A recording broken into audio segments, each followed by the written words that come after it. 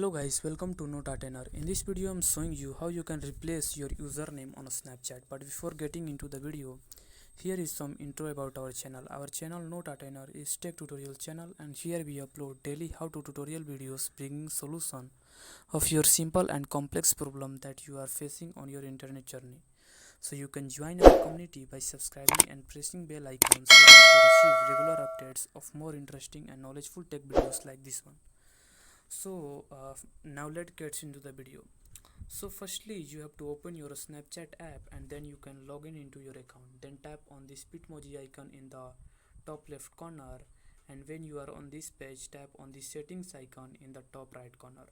After that, here you can see username settings. Tap on the username, and under your username you can see the change username option with this blue button. So you have to simply tap on this, and here it is saying that you will be only able to change your username once a year. So it will be once chosen, or it will be once changed. It will not be changed till the year. So you have to very careful about that. Then you can simply tap on the continue button, and then here you can choose your username.